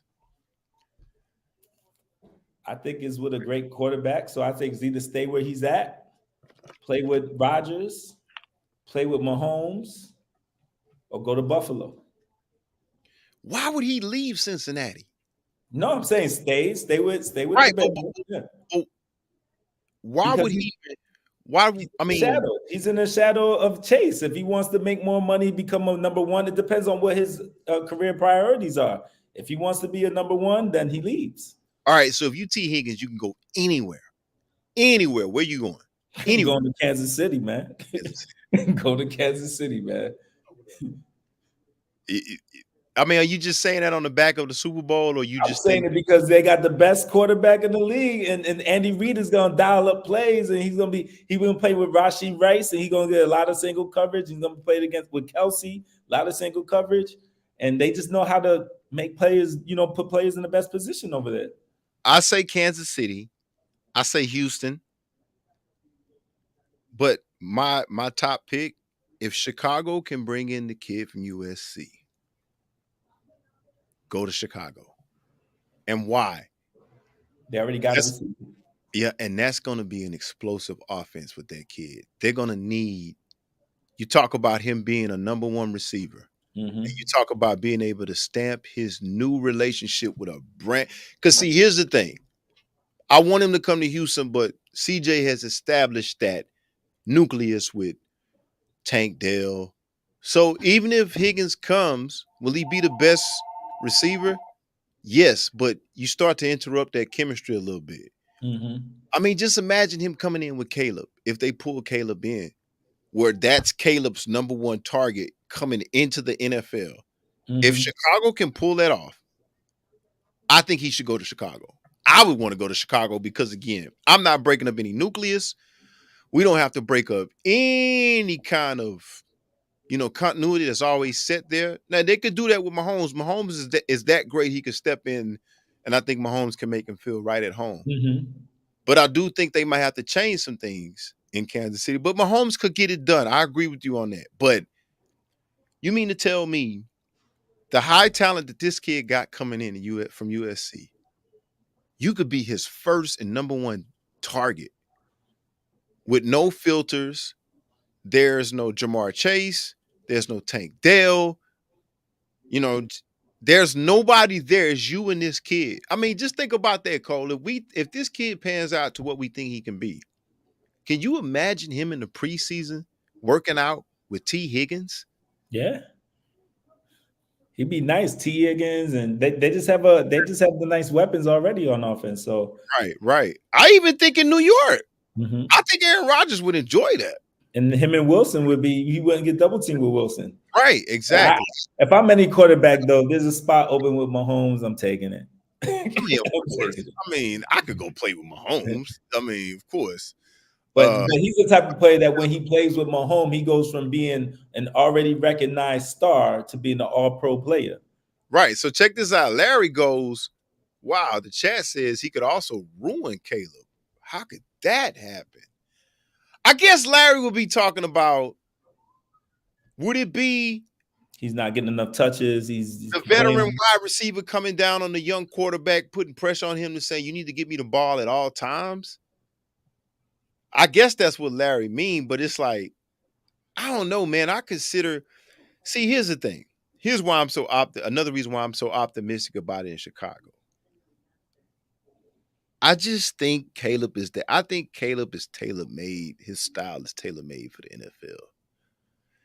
And my question to you, Larry, is how could he put pressure on that kid? I mean, I guess he could put pressure on him because the kid's coming into the NFL, but there's no pressure to win that first year in Chicago. It's just to be better than what they've been. And I think Caleb just stepping on the field is going to win more games than they did in Chicago. And there's no shot at Justin Fields. I just think Caleb is on that level talent-wise. But maybe that's what Larry's saying. Maybe that's the pressure of, and I think that's what he's saying, the pressure of a hot shot receiver coming over there saying, give me the ball. But at the end of the day, who else is he going to throw the ball to? Who else is over there? I mean, it should be no pressure. He should be throwing the ball to him. It's like, I get T. Higgins my first year. Where's the pressure?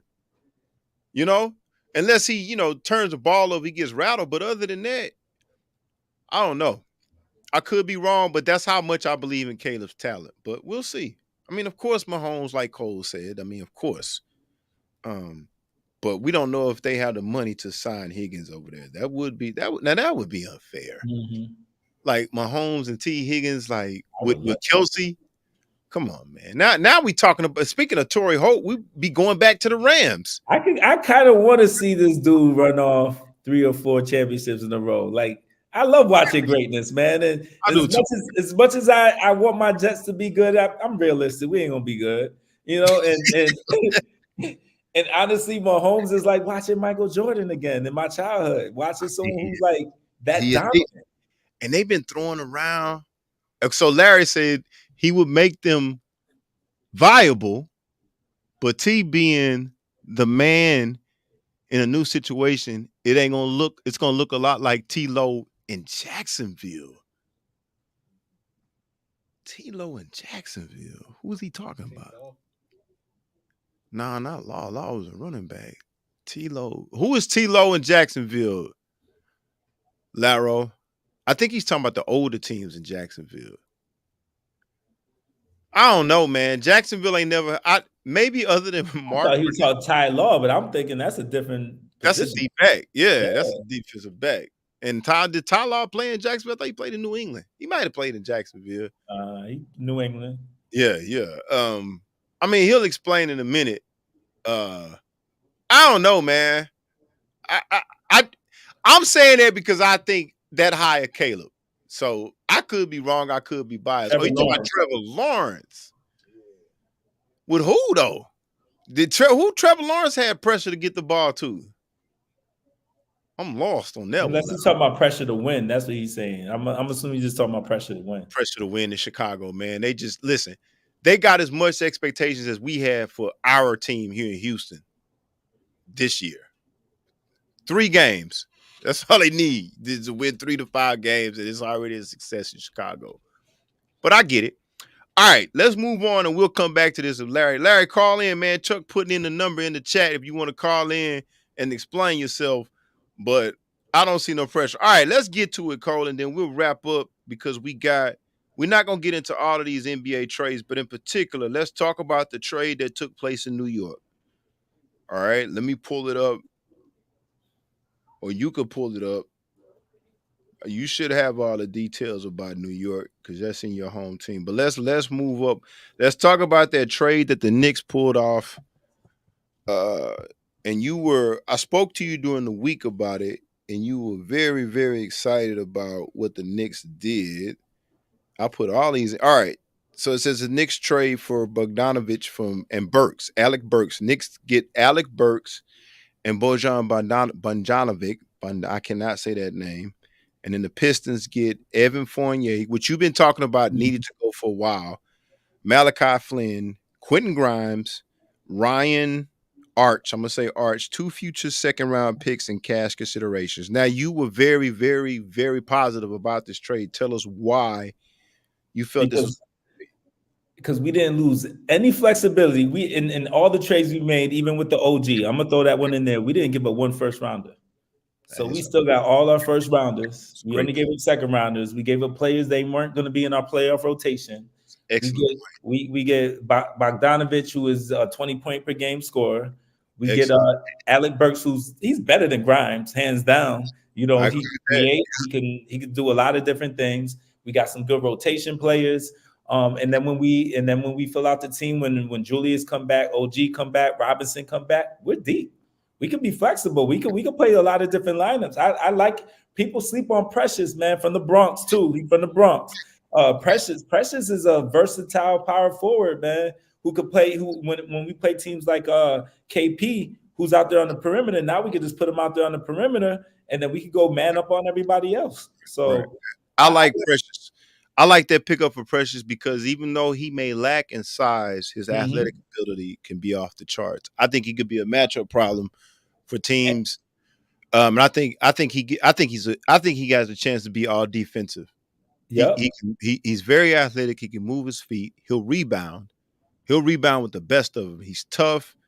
I think y'all won with that trade. And I agree with this. Right. And I'm gonna tell you something about Precious that I think about Burks. I think about these two in particular. Alec Burks has never been a bad player in this league. Alec Burks, like Precious, just needs an opportunity to play some substantial minutes. I think Alec Burks is going to be good for New York. I just feel like he's never got a solid opportunity. Now, people, I think I do remember him in Utah or something like that. People say, well, he didn't do anything, but I think if he gets consistent minutes, much like Precious, I think both of those guys are going to give great production for your team. I just feel like those two need a chance. And he's a And then, two-way player. yeah, exactly. And then, that's a steal with Bogdanovich. I think that's a steal. He You still, confident too. you still a 20-point player who can shoot Played in the lights out. playoffs. Right, can shoot lights out, can give you 20, and he'll give you 20 in the playoffs as well. Mm-hmm. He's kind of got that Gallinari look. He's kind of got that Gallinari look. That kind of can be at times can be like a point forward, but can shoot with some of the best shooters in the league. I think the guy can play multiple positions on offense. I think you guys can go to him a couple of plays too and some ISOs. He's big, he can shoot it. But back to what you said, you brought up a great point. You guys didn't lose no first round picks. That's big.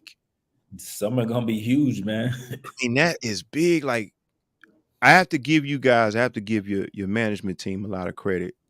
That right there, on top of what y'all already doing as far as your record, your GM may need to be nominated as one of the GMs of the year to pull this stuff off without giving up no first round picks. I mean, what's that's so interesting too is that the more and more I look at the landscape, if I don't get Donovan Mitchell and the way Dante DiVincenzo playing too is like, do we even need him that much? I'm not saying Dante's nowhere near Donovan Mitchell. Don't get me wrong, but he makes me feel as if, do we really need him that much? Only player I think I would consider signing in the offseason if I don't get him or trading for would be Paul George. Because I think Paul George fits what we're trying to do. I don't think there's too many players out there that fit. We try to. Other than that, I'll restock the youth with all the draft picks. And here's the funny part about what you're saying. I actually agree because listen. I think I've always said I think y'all got your dog in Bronson, and now you're building around Bronson, which is great.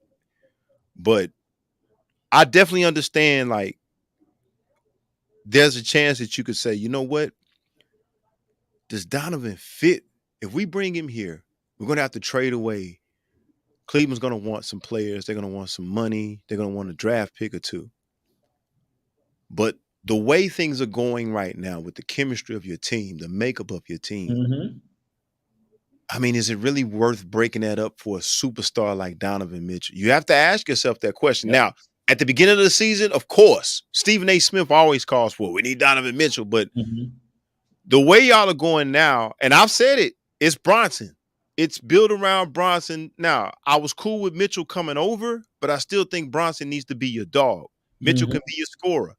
But the way things are going right now, the way y'all putting together this roster, I'm not sure if you break this up. Yeah, we got shooters in the right. We got what everyone's been saying here is that we look like the Detroit Pistons when it was Rip, Tyshawn Prince, freaking Rashid and Ben. That's what we built like.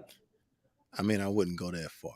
I'm not saying we're them, but we're built like we have the shooter. Our Rip is Dante. Our Tyshawn Prince in defense is OG.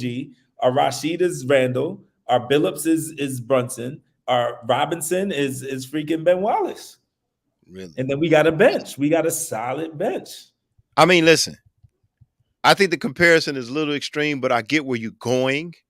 I wouldn't necessarily say that, but I get where you're going on that. I get where you're going.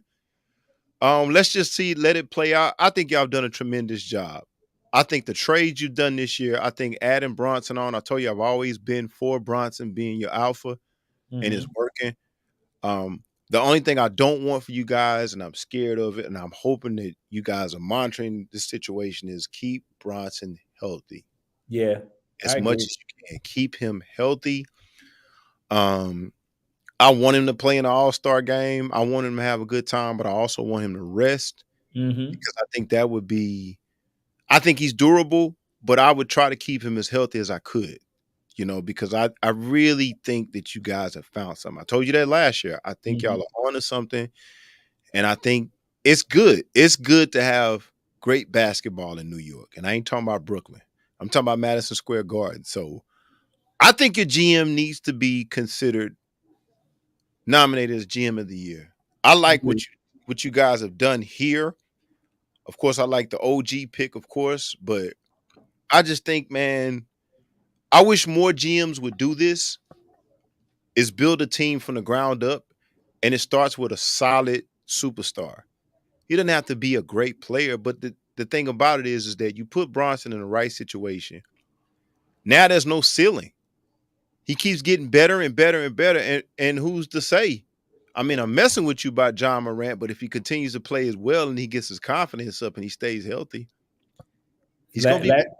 Larry trying to say that I compare to Rashid. I'm not comparing to Rashid, but we can also say that Rashid make first, second team All NBA, third team All NBA. I don't know if he did. I don't think he ever did actually in his career. I mean, I ain't gonna go that far, Larry, but here's the thing. I know what Cole is saying.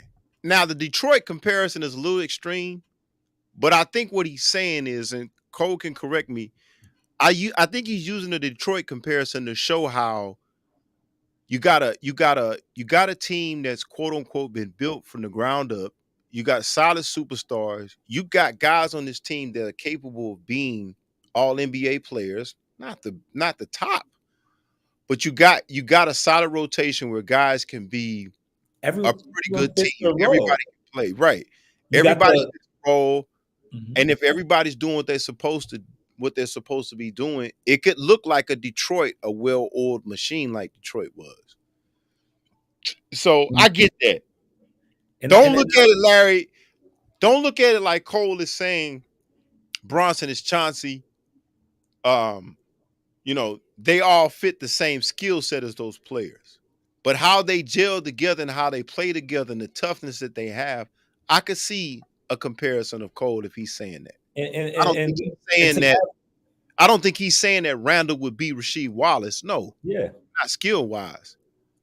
But go ahead. To add to what Baker's saying, what I'm trying to say is that you got a lot of NBA teams where you have a lot of players that do the same thing. You look at DeRozan and Levine. That's a great example. You look at a lot of different people that you have two shooting guards playing small forward or two small forwards playing shooting guard.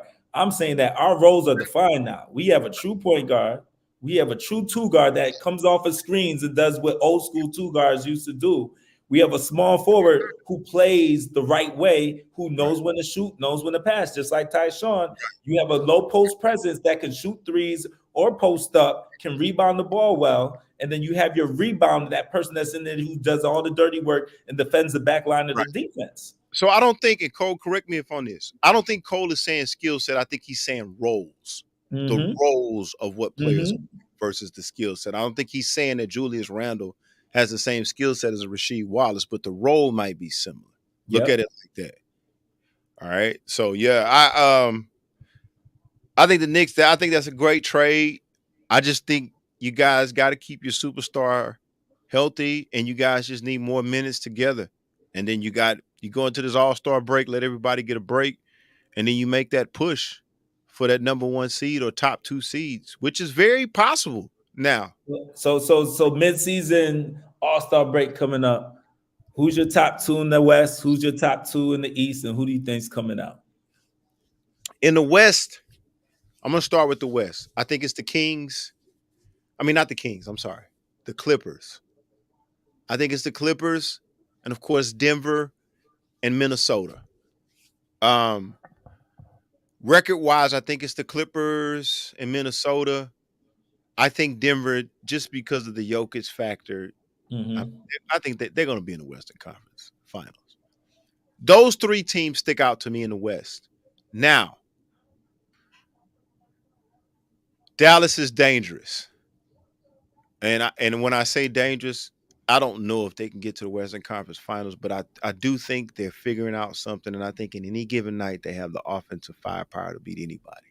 That's in the regular season. I don't see them being able to beat anybody anybody of any significance in a NBA 7-game playoff series. But as far as the regular season, they'll make the playoffs and they can beat anybody.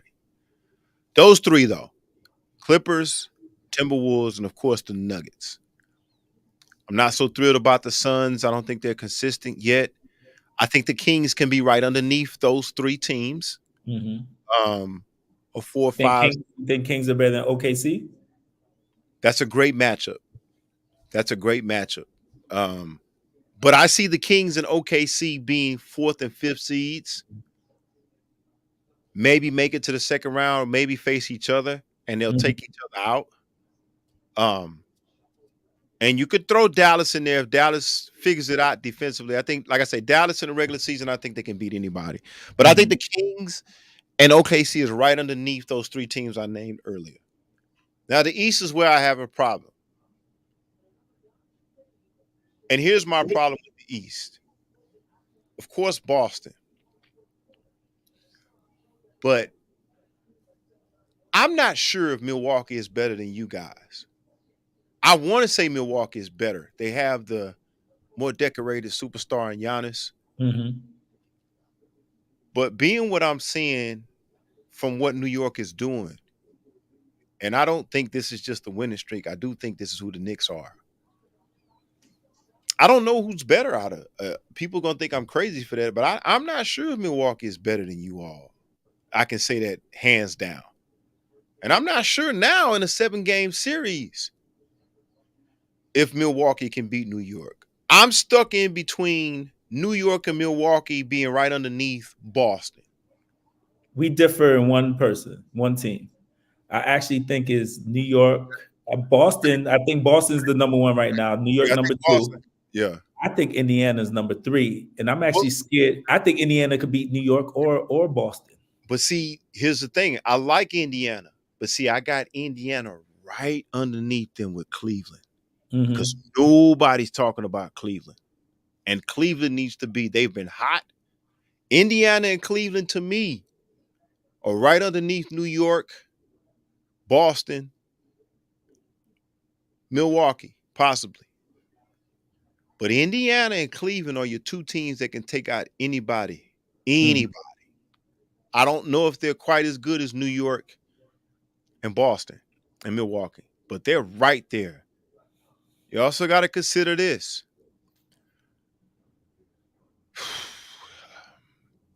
Right underneath that, people are going to think I'm crazy for this. But be careful of Orlando. Be careful of Miami as they get closer to the playoffs. But I would say Boston, New York, Milwaukee, Cleveland, Indiana for sure. And then Miami and Orlando. That's what I would say about the East. I think Miami could knock off of Boston because I don't believe in Tatum them anymore. And my boy kept saying this, but like Tatum's mindset sometimes is soft to me. And I think Jalen thinks he's more than who he is sometimes. Jalen plays like he's how Tatum should be playing. But here's the thing. We've seen that from them too. I told you this before the season started. The Porzingis pickup makes them better. It does. The Holiday pickup makes them better. I'm not even talking about because Tatum has been doing that. Jalen, he'll disappear. He'll be a dog in the regular season. Sometimes he'll disappear. But I'm telling you, those two picks defensively. And here's the thing. And I said this about Porzingis when he was with y'all and even with Dallas. I told you, when he figures out how to stay healthy, he's going to help a team. And I told you that at the beginning of this season, that is such a big pickup for Boston if he can stay healthy. Because here's the thing. His impact defensively, but him along with Holiday, him more of his skill set, he could give you 20 points a game if needed. Yeah. I mean, there's nobody in the East that can account for him if he continues to be. Because, see, for Boston, he could be anything. He can help them defensively, which he has. He protects the paint well. He's a good athlete. But he can also, with his skill set, get you 20 points a game. That's what puts Boston over the line for me. Because Tatum and Brown are going to do what they do. They've been doing that. You're absolutely right. They, especially Tatum. He's up and down, up and down. But he's been like that. The reason why Boston has been able to pull it out because they haven't had that consistent third scorer. Some say it was smart, but now you have a big man who's athletic, who, if he can stay healthy, and I felt that way when he was in New York. I always felt good about Porzingis. He just couldn't stay healthy. Mm-hmm. Now that he's staying healthy, the energy he brings, not only on defense, but offense. Some nights he can anchor you defensively. Some nights he can be that third 20-point scorer that you need. That's big for them. Holiday, defensively, he can't stop Bronson, but guess what? I can stick him on Bronson for a 7-game series. Mm-hmm. And I can't stop Bronson from scoring his points, but I can make it difficult for Bronson. Cut off the head and the body will wither. Mm-hmm. They can match Bronson. They can match him up on Bronson and say, you know what? Don't worry about, and Holiday can be a 20-point scorer. Yeah. So those two guys in particular, I think gives Boston a chance to get to the championship. Not because of Tatum and Brown. They've been doing what they've been doing, but it's the pieces that those two pieces in particular that they've added. And plus the other kid, Lord Jesus, Derek White. Yeah, I like Derek White. You know what I'm saying? So, I mean, I just think, it's those three guys for Boston for me. And if they play well, if 2 of the 3 plays well, they got a chance to go to the NBA Finals. Miami is going to be there because that's the culture. That's Jimmy and them. They're going to be in the playoffs. They're going to make a 6 or 7 seed, maybe even a play-in, and they're going to make a run. Do they have enough? I don't know. But I'm just telling you, between Boston, New York, and Milwaukee, Cleveland, that little 4 or 5 group up in there in Indiana, that's it, But we'll see, man. We shall see. I like the way the NBA is looking. But yeah, that's what I got, man. All right, let's do some shout outs and then let's get out of here, man. I got some other topics, but I think we should end it there. We can talk about these other topics later. These are optional topics. All right. Let's get some shout outs and let's get out of here. All right. Shout out to the Ohio State Buckeyes football program for producing 6 NFL Rookie of the Year winners. That list includes 2016 Joey Bosa, 2017 Marshawn Lattimore, 2019 Nick Bosa, 2022 Garrett Wilson, 2023 your very own Houston Texans quarterback C.J. Stroud. Ohio State might be turning into the new football U. Shout out to Donovan Mitchell, which I was telling you about the Cavs, who's leading the Cavs to the 2nd seed without Garland and Mobley for most of the year. His numbers include 28.5 points per game, 5.5 rebounds per game, 6.3 assists per game, and 1.9 steals per game. So Donovan, I believe, should get some MVP votes this year if he continues. The Cavs are at the number 2 seed without, pretty much Garland and Mobley for most of the year. And see, that's the thing. When they come back, we don't know what they're going to look like. Okay. Shout out to the Houston Astros second baseman Jose Altuve for agreeing on an extension with the Houston Astros through the 2029 season with a $125 million contract extension. Shout out to the Astros for rewarding your superstar. And then, you know what, Chuck? I was going to have you show this clip, but I forgot to ask you to do it. But Cole saw it. I was actually watching this fight. I've been telling y'all about these young guys at Top Rank.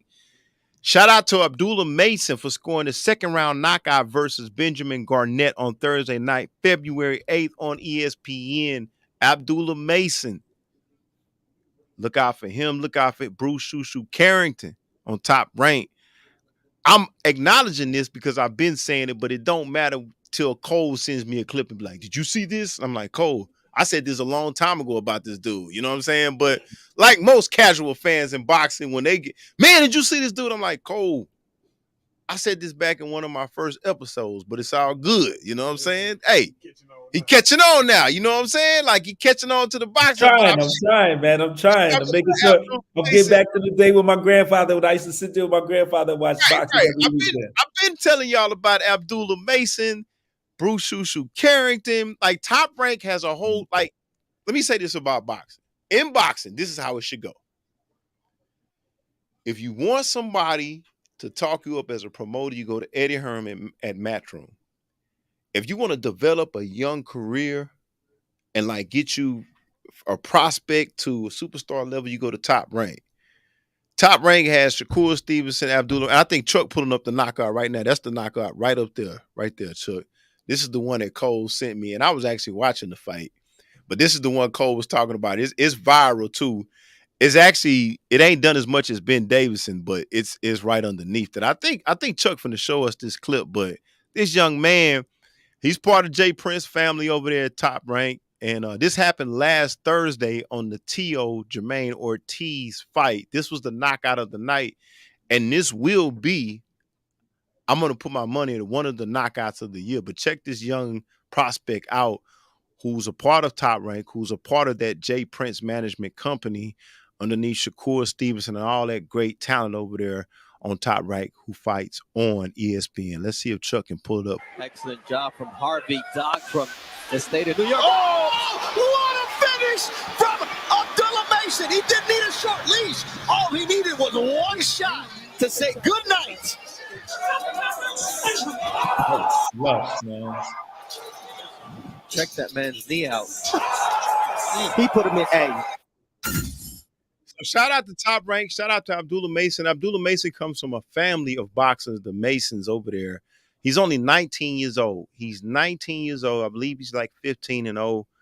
And so he's going to be a great young boxer. I think he's from out of the Ohio area. But that whole Top Rank stable, Shakur Stevenson, Teofimo Lopez, Abdullah Mason, Bruce Shushu Carrington, who's fighting this Friday with Oshaki Foster on the Top Rank card Friday night. Y'all need to check that out. But they got a lot of Jared Anderson, Jared Big Baby Anderson is over there.